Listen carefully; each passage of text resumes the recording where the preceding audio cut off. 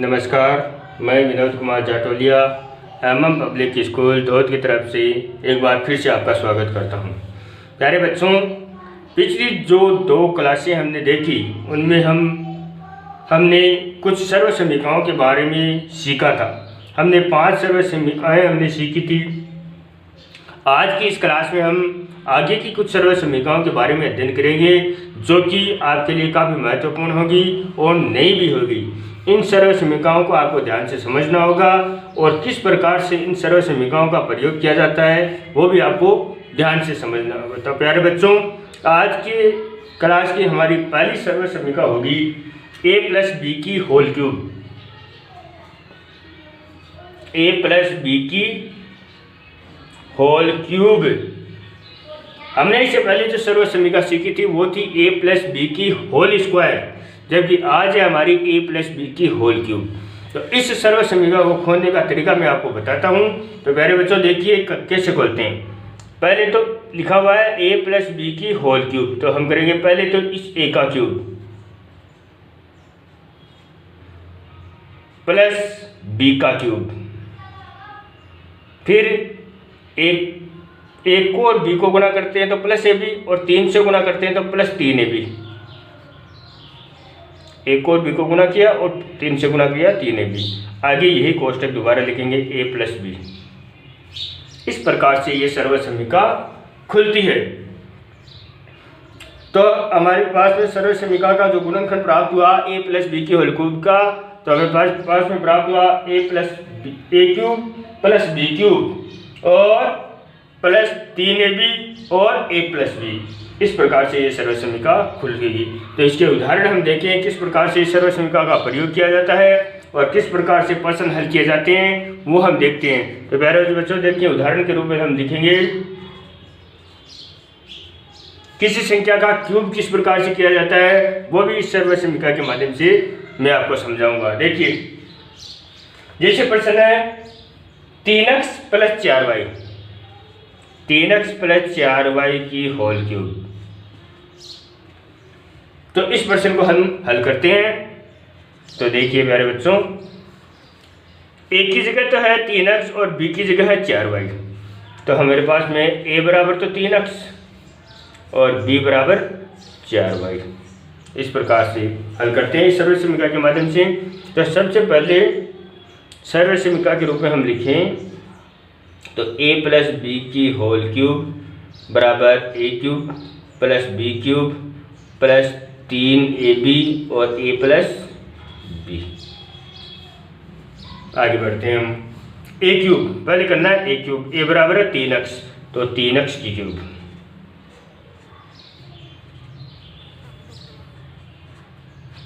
Plus b³ b बराबर है 4y, तो 4y की क्यूब प्लस 3 गुणा a बराबर 3x गुणा b बराबर 4y और a + b यानी 3x + 4y। आगे बढ़ते हैं हम। तो 3 का क्यूब करते हैं। तो 3 का क्यूब होता है हमारा कितना, 3 का क्यूब हो गया, 3 को 3 बार गुणा करना है। क्यूब करना तो आपको आता ही है। क्यूब यानी किसी संख्या का घन करना। तो 3 गुणा 3 गुणा 3, तो 3 × 9 = 27, 27 और x क्यूब हो गई x क्यूब। 4 का क्यूब हो गया 64, y का क्यूब हो गया y³। 3 को 3 से गुणा करते हैं तो 9, 9 को 4 से गुणा करते हैं तो 9 × 36 और x को y से गुणा करते हैं तो xy। आगे 3x + 4y। आगे ये कोष्टक इस 36x से y से गुणा हो रहा है तो गुणा कर लेंगे। आगे बढ़ते हैं तो हमारे पास में आता है 27x³ + 64 y³ + 36 को 3 से गुणा करते हैं, 36 × 36, 36 गुना 36, 108, 108 और x को x से गुणा करते हैं x² और ये y हो गया। आगे बढ़ते हैं, ये तो प्लस और प्लस प्लस और 36 को 4 से गुणा करते हैं तो 36 चौक 144, x और y को y से गुणा करते हैं तो y²। इस प्रकार से हम हल करते हैं। इस प्रकार से इस सर्व समीकरण का उपयोग करते हुए किसी गुणनखंड को आसानी से हल किया जा सकता है। तो प्यारे बच्चों, हमें सर्व समीकरण में जो दिया गया प्रश्न है उस प्रश्न में आपको देखना है, पहचान करनी है कि किस सर्व समीकरण का हम उपयोग करें और उसी सर्व समीकरण के अनुसार आगे बढ़ना है आपको। आगे बढ़ते हैं हम। इस सर्व समीकरण के माध्यम से किसी संख्या का घन कैसे किया जाता है, तो देखिए प्यारे बच्चों, जैसे संख्या आपको दे दी कि 102 का घन कीजिए, 102 का घन कीजिए, 102 की क्यूब लगी हुई है, इसका आपको घन करना है। तो देखिए कैसे करते हैं आपको। 102 हमने सर्व समीकरण पढ़ी थी a प्लस बी की होल क्यूब। 102 कितने होते हैं, हम इसे 102 को लिख सकते हैं 100 प्लस 2 के रूप में। तो हम लिख सकते हैं हल 102 की क्यूब, तो 102 को लिखते हैं 100 प्लस 2 के रूप में और क्यूब लगी, क्यूब लगा देते हैं। तो हमें सर्व समीकरण प्राप्त हो गई a प्लस बी की होल क्यूब। तो हम लिखते हैं a cube plus B cube plus 3ab और a प्लस बी। हमारे पास में यहाँ पर a बराबर तो है 100 और b बराबर है 2। इसी के अनुसार आगे बढ़ते हैं हम। तो पहले लिखा हुआ है a क्यूब, a बराबर 100 तो 100 की क्यूब, ये तो हो गई 100 की क्यूब, प्लस बी क्यूब यानी b बराबर 2 की क्यूब प्लस 3 गुणा a बराबर 100 गुणा b बराबर 2 और a प्लस बी यानी 100 प्लस 2। ठीक है, आगे बढ़ते हैं। आगे बढ़ते हैं तो 100 की क्यूब यानी 100 को 3 बार गुणा करना है। तो 100 को 3 बार गुणा करते हैं, 100 गुणा 100 गुणा 100, तो 2 और 2 4, 2 6 तो 0, 1 2 3 4 5 6 तो 0, 1 को 1 से गुणा करते हैं 1 और 1 को फिर 1 से गुणा करते हैं तो 1। हमारे पास में प्राप्त होते हैं इकाई, दहाई, सैकड़ा, हजार, 1000, लाख, 10 लाख। कितने प्राप्त हो गए, 10 लाख। आगे 2 की क्यूब करते हैं, 2 को 3 बार गुणा करते हैं, 2 दूनी 4 और 4 दूनी 8। 3 को 100 से गुणा करते हैं तो 300 और 300 को 2 से गुणा करते हैं तो 3 दूनी 600 गुणा 100 को 2 से गुणा कर लेते हैं, 100 को 2 को जोड़ते हैं तो 102, 102 को और गुणा कर लेते हैं, 102 को गुणा करना है 600 से, 102 गुणा 600, तो ये तो 2 जीरो लगा दिया हमने ये। अब 600 और 6 दूनी 12 को 2 असली 1 और 6 को से गुणा करते हैं तो 0 और असल वाली 1 6 कम से। कितने आ गए, 61,200। तो 10 लाख तो ये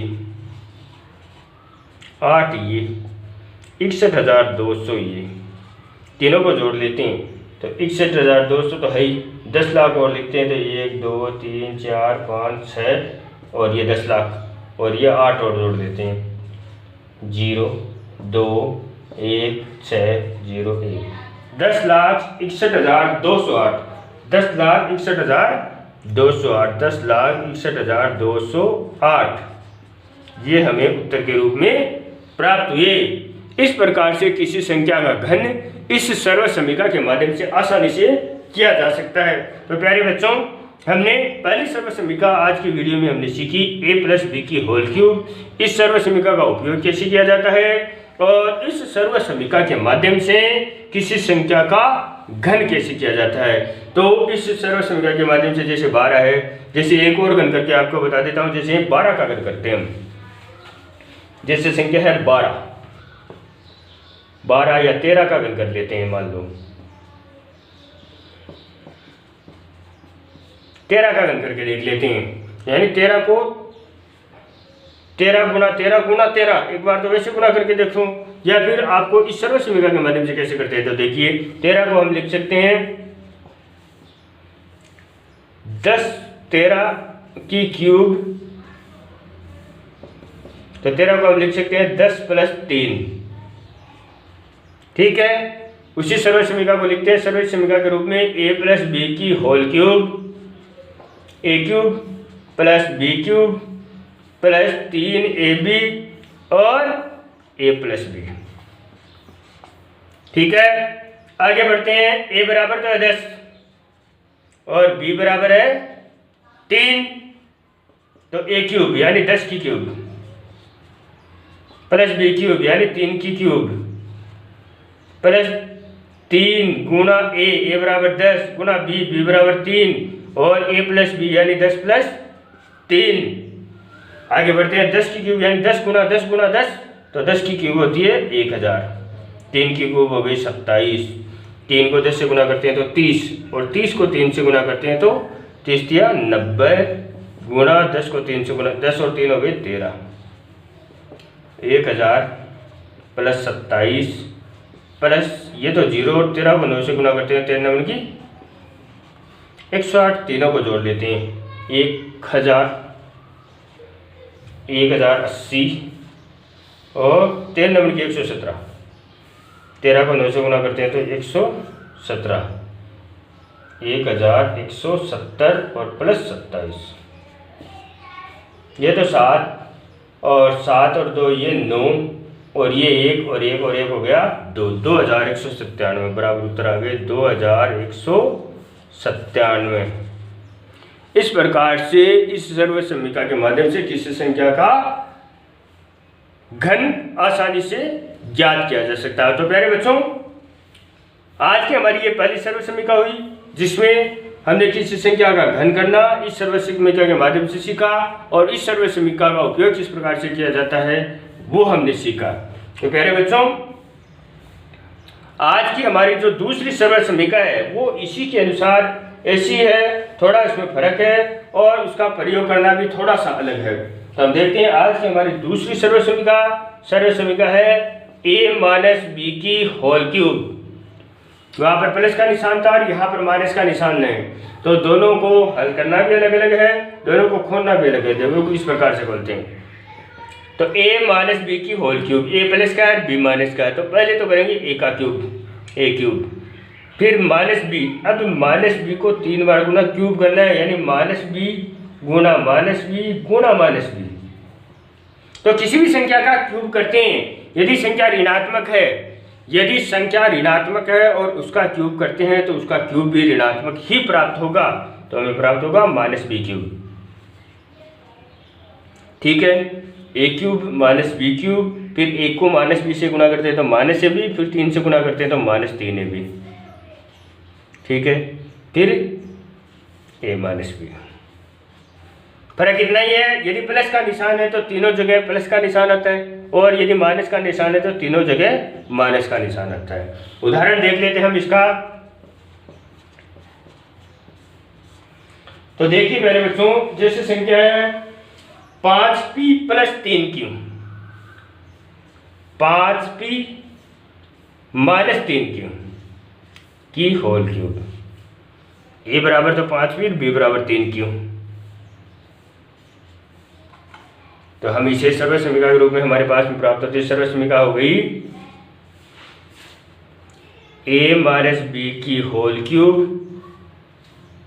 बराबर a cube minus B cube minus 3ab और a माइनस b, और a बराबर तो है 5p और b बराबर है 3q। इसी के अनुसार हम आगे बढ़ते हैं।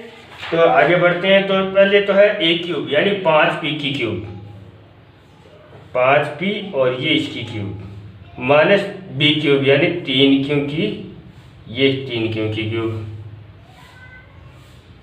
माइनस 3 गुणा a बराबर 5p गुणा b बराबर 3q और 5p माइनस 3q हो गया। आगे हम इसको बढ़ाते हैं तो 5 की क्यूब, पहले 5 की क्यूब करते हैं तो 125 और p की क्यूब हो गई p क्यूब, माइनस 3 की क्यूब करते हैं तो 27 और ये q की क्यूब हो गई। 5 को 3 से गुना करते हैं तो 5 3 15 और 15 को 3 से गुना करते हैं तो 15 3 45 यानी माइनस के 45 और p क्यूब और 5p माइनस 3q। आगे बढ़ाते हैं, इसको इस कोष्टक से गुणा करके देखते हैं। 125 p cube minus 27 q cube, 45 को 5 से गुना करते हैं तो 45 को 5 से गुना करने पर हमारे पास में आते हैं 25 और p को p से गुना करते हैं तो p स्क्वायर और ये क्यों माइनस और माइनस हो गया प्लस 45 को 3 से गुना करते हैं तो 45 थी 135 और p और q स्क्वायर p को q से गुना करते हैं तो q स्क्वायर। इस प्रकार से इस सर्वसमीकरण का उपयोग करते हुए किसी भी गुणनखंड को आसानी से हल किया जा सकता है। तो प्यारे बच्चों, आज की हमारी दूसरी सर्वसमीकरण थी। अब इस सर्वसमीकरण का उपयोग करते हुए किसी संख्या का घन कैसे किया जाता है वो मैं आपको और समझा देता हूं। देखिए प्यारे बच्चों, जैसे संख्या हमारी 99 का क्यूब,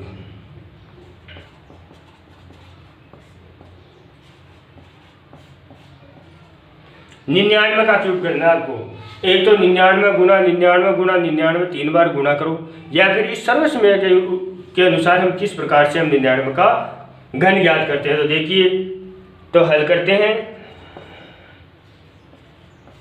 99 की क्यूब, 99 होते हैं कितने 100 में से एक कम, तो हम इसे लिख देते हैं 100 माइनस 1 की क्यूब, तो a माइनस बी की होल क्यूब उन्हें प्राप्त हो गया। हम लिख सकते हैं a माइनस बी की होल क्यूब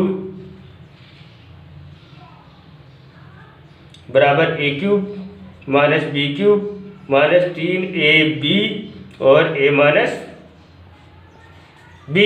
तो a बराबर तो है हमारे पास में 100 और b बराबर है हमारे पास में 1। आगे बढ़ते हैं।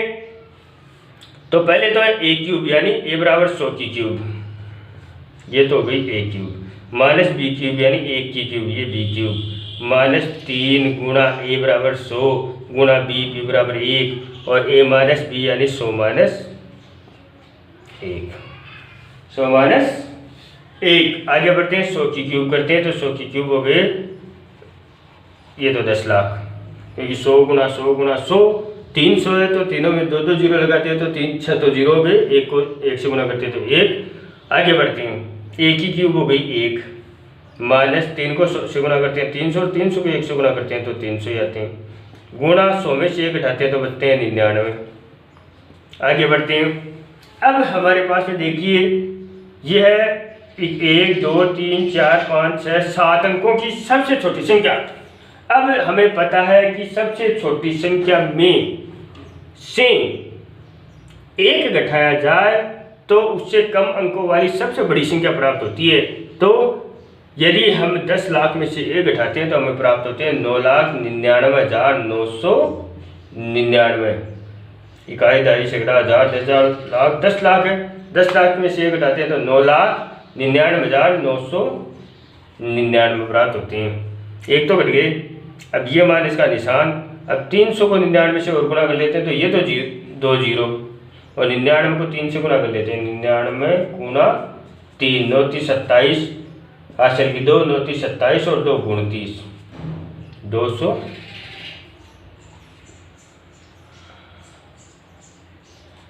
इतने प्राप्त होते हैं।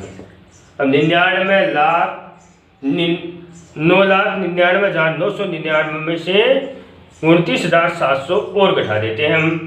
9,99,999 में से घटा देते हैं कितने 29,700 29,700 9 9 2 9 में से 9 घटाते हैं 0 और 9 में से 2 गए तो 7 और 9 9,70,299 9,70,299 ये हमें आंसर के रूप में प्राप्त हुए। तो आज की जो क्लास थी हमने 2 सर्वसमीकरण देखी। पहली सर्वसमीकरण थी a प्लस बी की होल क्यूब और उसको हमने पहचान करना और उसके माध्यम से किसी संख्या का घन करना घनफल ज्ञात करना हमने सीखा। और दूसरी सर्वसमीकरण थी a माइनस बी की होल क्यूब, उस सर्वसमीकरण की पहचान करना और उसके माध्यम से किसी संख्या का घनफल ज्ञात करना हमने सीखा। तो ये कुछ सर्वसमीकरण आपकी कक्षा 9 की प्रश्नावली है बहुपद उसमें दी गई है। इन सर्वसमीकरणों के बाद में हम जो आगे की क्लास पढ़ेंगे उसमें हम सीखेंगे बीजीय व्यंजकों का भाग किस प्रकार से किया जाता है। हमने पिछली क्लास में एक पदी का एक पदी में भाग करना, या एक पदी का दो पदी में भाग करना, या दो पदी का बहुपदी में भाग करना सीखा था। उसी क्रम को हम आगे बढ़ाएंगे और भाग करना और उस भाग के उत्तर की जांच करना सीखेंगे। धन्यवाद।